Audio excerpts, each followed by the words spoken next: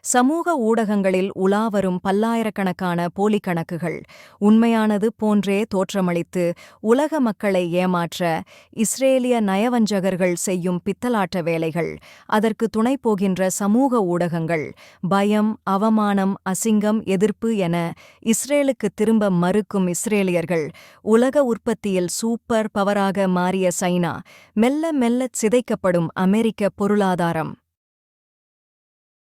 சமூக ஊடகங்களில் பல்லாயிரம் போலிக் கணக்குகளை உருவாக்கி ஒவ்வொன்றுக்கும் புதுப்புது நபர்களின் புகைப்படங்களுடன் பார்ப்பதற்கு நிஜமானது போன்றும், படித்த அறிவாளிகளைப் போன்றும், மாணவர்களைப் போன்றும், சமூகத்தில் உயர்மட்டத்தில் உள்ளவர்கள் போன்றும், இராணுவ அதிகாரிகளைப் போன்றும் போலியான பிம்பத்தில் போலியான செய்திகளை பரப்பி வருகிறார்கள். இதை அதிகமாக படிக்கும் இஸ்லாமியர்களும் நடுநிலைவாதிகளும் நேர்மையானவர்களும் குழப்பத்தில் ஆழ்த்தும் அளவுக்கு சாத்தான்களின் வேலைகள் சிறப்பாக உள்ளன ஏற்பதை உணர்ந்து கொள்ளுங்கள். இந்த அயோக்கியர்கள் எவ்வளவு உயரத்தில் பறந்தாலும் அந்த உயரத்தில் இருந்து பார்க்கும்போது நாம் நிற்கும் தரை கூட பாதாளமாகத் தெரியும். அவ்வாறு போலியான உயரத்திற்கு சென்றவர்கள் சறுக்கும் வேளையில் அவர்களின் அழிவு கண்ணிமைக்கும் நேரத்தில் அரங்கேறிவிடும். ஆட்டக்காரர்களுக்கெல்லாம் ஆட்டம் காட்டுபவன் ஒருவன் இருக்கிறான். சதி செய்பவர்களுக்கெல்லாம் சதி செய்பவன் ஒருவன் இருக்கிறான். அவனை மிகைத்தவன் எவனும் இல்லை. அவனுக்கு அவனே நிகரானவன். அவன் மிகத் தூய்மையானவன். மேலும் குறிப்பாக காசாவுக்கு ஆதரவாக குரல் கொடுத்து போராடும் மக்களை கயவர்கள் என்றும், தீவிரவாத ஆதரவாளர்கள் என்றும், ஆன்டி செமிட்டிஸ்ட் என்றும் பலகோணங்களில் மட்டம் தட்டி, மிரட்டி, கேவலப்படுத்தி அவர்களின் தொடர் போராட்ட எண்ணங்களை குலைக்கும் முயற்சிகள் நடக்கின்றன. நமக்கெதுக்கு தேவையில்லாத வேலை என்று பின்வாங்கும் அளவுக்கு மிகையான செயல்பாடுகள் உள்ளன. டிக்டாக் செயலியை பல வளர்ந்த நாடுகள் தடை செய்வதற்குக் காரணம், அந்த செயலியின் சொந்தக்காரர் பொய்ப்புரட்டுகளுக்கு சாதகமாக பிளேட்டை திருப்பிப் போடும் மேற்கத்தியர் அல்ல என்பதுதான் உண்மை என்பதை நீங்களே உணர்ந்திருப்பீர்கள். சியோனிஸ்டுகளின் மிகைத்த தோற்றம் பெரிதாக ஊதப்பட்ட பலூன்களைப் போன்றது அல்லது சோப் வாட்டர் பபிள்ஸைப் போன்றது. திடீரென்று உடைந்து சிதறும்போது எதுவுமே இல்லாமல் போய்விடும். ஆனால் உலக முஸ்லிம்களின் எல்லா வளர்ச்சிக்கும் அமெரிக்க மற்றும் சியோனிஸ்டுகளை ஒட்டி உள்ளடி வேலை பார்க்கும் தகுதியற்ற அரபு அரச குடும்பங்கள் பெரும் தடைகளாக உள்ளன. ஏனென்றால் மத்திய கிழக்குதான் அனைத்து உலக முஸ்லிம்களின் இதயமாக உள்ளது. தகுதியில்லாத போலியான ஆட்சியாளர்களின் கட்டுப்பாட்டில் இருக்கும்போது அந்த இதயம் கனக்கிறது. ஏமஸ் ஹாக்ஸ்டைன் என்னும் American coordinator for global infrastructure Israel மீதான ஹெஸ்பொல்லாஹ் தாக்குதலை நிறுத்த நபி பெர்ரி மூலம் நடந்த பேச்சுவார்த்தைக்கு ஹெஸ்பொல்லாஹ் எதிர்ப்பு தெரிவித்ததோடு இஸ்ரேல் மீதான தாக்குதல்களை நிறுத்த மறுத்துவிட்டது. ஏமஸ் ஹோட்ஸ்டைனின் கோரிக்கையை முற்றிலுமாக நிராகரித்துவிட்டது. ஏமஸ் ஹோட்ஸ்டைனின் வருகையின் போது ஹெஸ்பொல்லா எதிர்ப்பு அரசியல்வாதிகள் ஓரங்கட்டப்பட்டதாக உணர்ந்தனர். ஆமோஸ் ஹோஸ்டைனிடம் விரைந்தனர். மேலும் அவருடன் புகைப்படம் எடுக்கவும் செல்ஃபி எடுக்கவும் கேட்டனர். அவரை ஒரு சூப்பர் ஸ்டார் போல நடத்தினர் மற்றும் கிட்டத்தட்ட கவனத்தை ஈர்க்குமாறு கெஞ்சினர். ஏனென்றால் ஹெஸ்பொல்லா எதிர்ப்பு அரசியல்வாதிகளுக்கு லெபனானில் தற்போது யாரும் கண்டுகொள்வதில்லை. உலக உற்பத்தியில் சூப்பர் பவராக மாறிய சைனா. பிரிக்ஸ் கூட்டணியில் ரஷ்யாவுடன் இணைந்து அமெரிக்க பொருளாதாரத்தை மண்ணை கவ்வச் செய்யும் முயற்சிகள் வெற்றிப்பாதையை நோக்கிச் செல்கின்றன. அமெரிக்காவுடன் ஆயுதப்போர் புரிந்து பயனில்லை. பொருளாதாரப் போர் வெற்றியை தேடித்தரும். மெல்ல மெல்லச் சிதைக்கப்படும் அமெரிக்க பொருளாதார ஆதிக்கம்.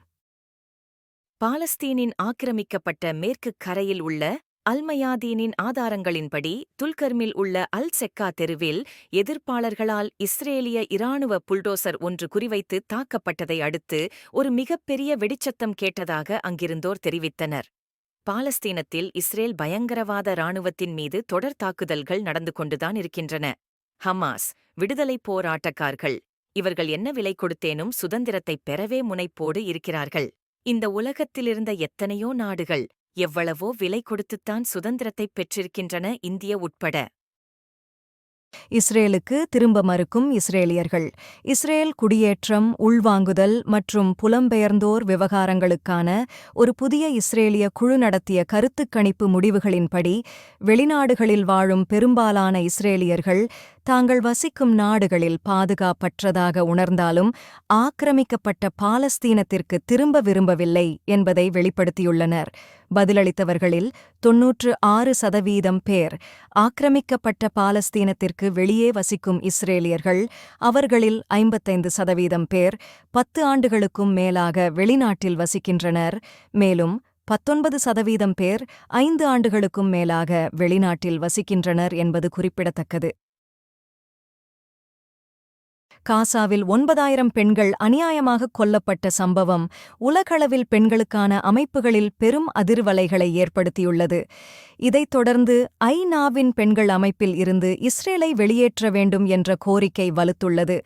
ஆனால் பாவம், ஐநா என்றாலே அது அமெரிக்க முதலாளிகளின் ஆபீஸ் என்று தெரியாமல் அப்பாவிகளாக கோரிக்கை வைக்கிறார்கள்.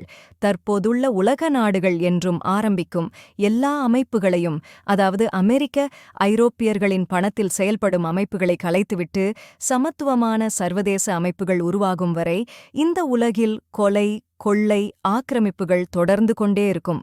இஸ்லாமிய அடிப்படையிலான ஒரு உன்னதமான சமத்துவ உலகத்தை உருவாக்க மாபெரும் தடைகளாக இருக்கும் மத்திய கிழக்கு அரச பரம்பரைகள் ஒழியும் வரை இஸ்லாமியர்களை அழிவும் அவமானமும் சூழ்ந்து கொண்டே இருக்கும்.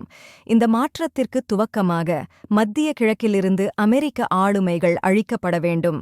அது நடந்தால் புத்துணர்வு பெறும் மத்திய கிழக்கு நாட்டு மக்கள் அவர்களை ஆளும் அரச பரம்பரைகளுக்கு ஆப்பு வைத்து விடுவார்கள். அதன் பிறகு அச்சமற்ற இஸ்லாம் இந்த உலகில் சமத்துவத்தை மூளை முடுக்கெல்லாம் மீண்டும் எடுத்துச் செல்லும். புனிதமான இந்த ரம்ஜான் மாதத்தில் அதிகமான துவாக்களை பலஸ்தீன மக்களுக்கும் சேர்த்து செய்யுங்கள்.